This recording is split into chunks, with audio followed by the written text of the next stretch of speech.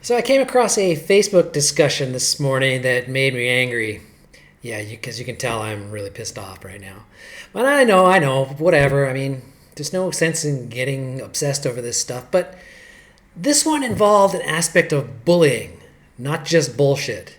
And so I feel compelled to do something about it. But rather than get involved in the discussion and proceed to waste hours or days of fruitless bickering, I'm just going to make this little rant instead for whoever happens across it.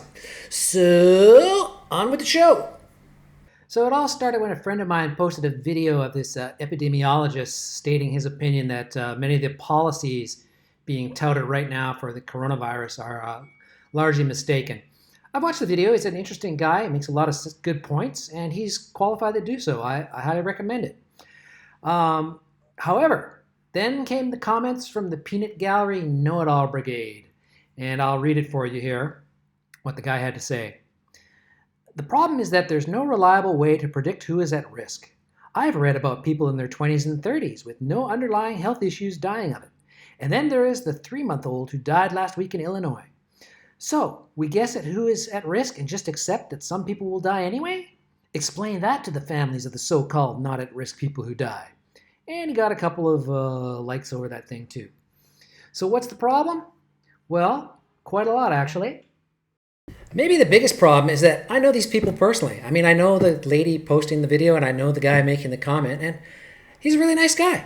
I like him. I consider him to be a friend, but unfortunately, I now also consider him to be an ill-informed nincompoop bullying people with frantic nonsense. Not exactly an easy thing to say and remain friends. Oh well, I mean, I think it was Socrates who said, "We love our friends, but we must love the truth more." And so here we go, line by line. So the first thing he had to say was, the problem is that there's no reliable way to predict who is at risk. No, that is not the problem. There is also no reliable way to predict who will die in a car accident, who will be struck with lightning, who will slip and fall in the bathtub. There are, however, good statistical models for who is at risk from viruses like COVID-19, and decisions should be based on those.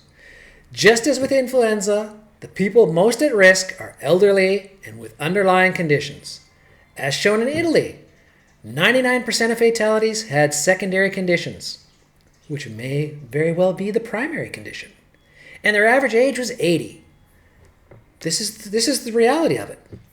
But let's move on to his next statement, which sort of addresses that. He said, I have read about people in their 20s and 30s with no underlying health issues dying of it. Okay. So fucking what? There are exceptions to every rule. The thin cases on the bell curve of reality. Every year, some people die in their 20s and 30s of influenza, of pneumonia, of falling down the stairs. It's very sad, but it's reality. And perhaps more importantly and relevant to the current situation, the actual reporting of coronavirus deaths is highly suspect. You know, we see all the numbers, but very few people pause to ask, what's being counted here exactly? It's very difficult, given the guidelines issued, to differentiate between those who died with coronavirus as opposed to those who died from coronavirus. The writers of news stories that are pulling at your heartstrings are very unlikely to make such inquiries.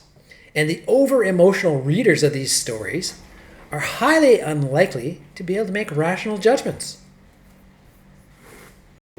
On to his next statement, he wrote, and then there is a 3-month-old who died last week in Illinois. Oh, did I mention over-emotional reactions? Yes, a 3-year-old died in Illinois, and the 3-year-old tested positive for coronavirus. But even the news reports state that the cause of death is unknown. Unknown, as in you do not know why the kid died, or how the kid got corona, or what that means to anyone anywhere, other than your presumptions.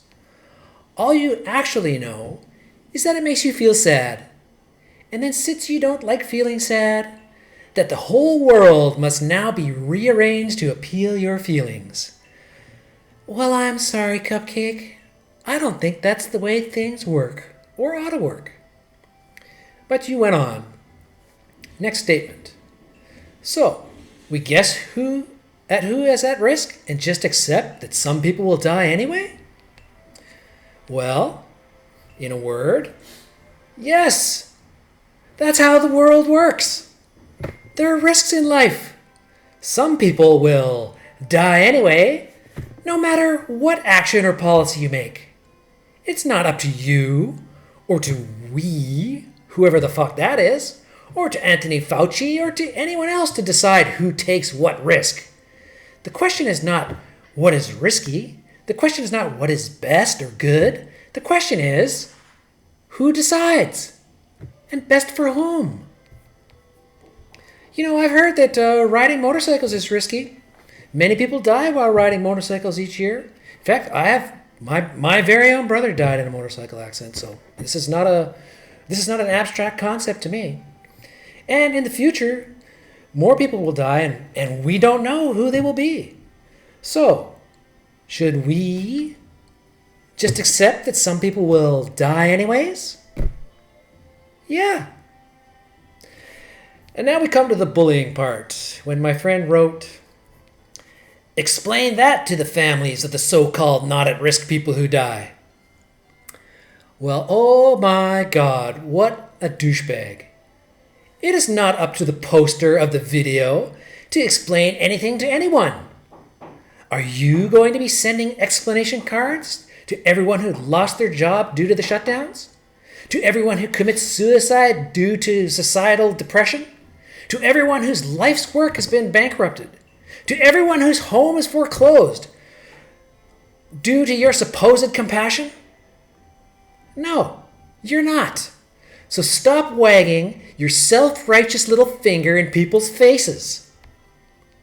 You know, I'll bring up motorcycles again. You like to ride them, right? It's risky. Who decides to take that risk? Me? We?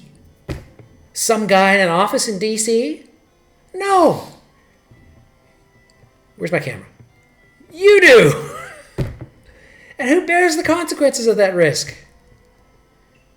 You do. And who owes anyone an explanation should you suffer a fatal accident, which I sincerely hope never happens? No one. So to summarize, no, the problem is not that we have a lack of accurate information. The problem is that we have too many people taking too many actions based on that lack of information. We have too many nervous Nellies who are herded about by every sad news story they read without critically examining what they're reading. The problem is that these nervous Nellies enable wannabe dictators because they've been duped into believing that they're saving the world by telling everyone else what to do. There is no one better able to assess the risks and trade-offs of their own lives than the individual people living those lives. Not me, not you, not we, not some guy at the WHO or an office in DC. How many children will die due to the hardships of an economic lockdown? We don't know, but it will be more than zero. Do they not count unless you happen to read a sad news story about them? Is that how public policy is to be made now? By whatever sad news stories get published and read by you? You know, if you want to shelter in place for the next 2 months or 2 years, go for it. I'm not here to stop you. But if you want to tell me what to do while hiding behind the word we, a we that I'm not a part of, by the way, then no, fuck you. There is no we that you speak for. You've been elected to nothing. You represent no one. Speak for yourself. Decide for yourself. And give everyone else the same courtesy. And spare us your delusions of grandeur as you pretend to save the world by telling everyone else what to do. You know, Why am I so worked up about this? Well, I see great danger from the current situation. Not from the virus, which, if you dig into it, appears to be no more dangerous than the regular flu. And go ahead and send me your data. I'll be sure to return the favor. No, I see the danger from the insane overreaction and the harmful policies and the all too easily attained compliance of the gullible mobs to go along with whatever they're instructed to do. And in this case, it's to move the world in the direction of all-encompassing authoritarian control. I don't like that. I don't want that to happen. It's nothing personal. That's what it's about. That's all. Peace out.